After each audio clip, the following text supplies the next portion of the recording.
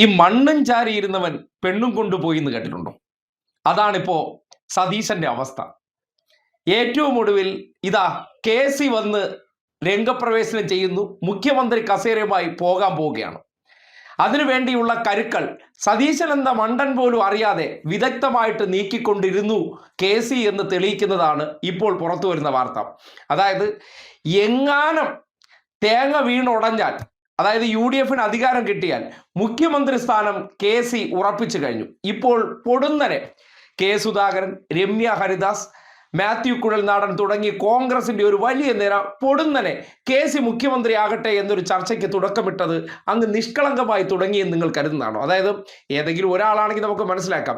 ഒരു group of നേതാക്കന്മാർ പൊടുന്നനെ ഇങ്ങനെ ഒരു ചർച്ചയ്ക്ക് തുടക്കമിടുമ്പോൾ അതിന്റെ ഫോളോ അപ്പ് ആയിട്ടൊരു കാര്യം കൂടി വരുന്നുണ്ട്.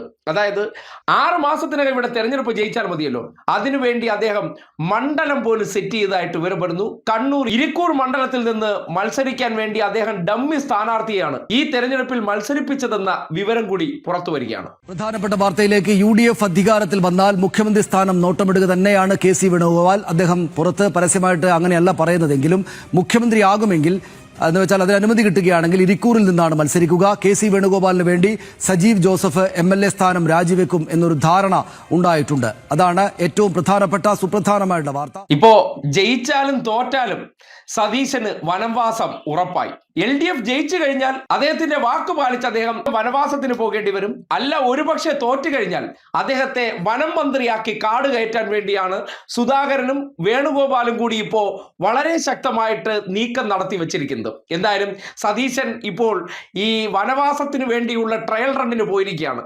അദ്ദേഹം തെരഞ്ഞെടുപ്പൊക്കെ കഴിഞ്ഞപ്പോൾ കുട്ടിക്കാനത്ത് ഇടുക്കി ഘോര വനാന്തരങ്ങളിലൂടെ സഞ്ചരിക്കുകയാണ്. കാര്യം തൻ്റെ അവസ്ഥ എന്താണെന്ന് സതീശൻ ഒരു തിരിച്ചറിവ് എവിടെ നിന്നൊക്കെ ഉണ്ടായിരിക്കുകയാണ്.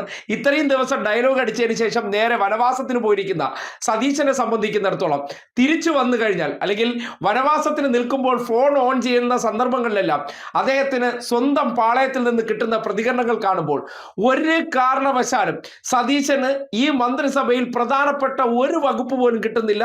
വനം മന്ത്രിയായിട്ട് അദ്ദേഹത്തെ ആന പിടിക്കാനും പന്നി പിടിക്കാനും വിടാനാണ് കോൺഗ്രസിന്റെ നേതൃത്വത്തിലുള്ള ധാരണ. കാര്യം മറ്റ് നേതാക്കന്മാരെയെല്ലാം അമ്മാതിരിയാണ് ഈ നാട്ടിലെ മൗദൂദികളെയും ജമാഅത്ത് ഇസ്ലാമിക്കാരെയും ഷാഫി ഉൾപ്പെടെയുള്ളവരെയെല്ലാം നിർത്തിക്കൊണ്ട് അദ്ദേഹം പണി കൊടുത്തുകൊണ്ടിരുന്നത്. അതിന്റെ പലിശ സഹിതം തിരിച്ചു കൊടുക്കാനാണ് തീരുമാനമെടുത്തിട്ടുള്ളത്.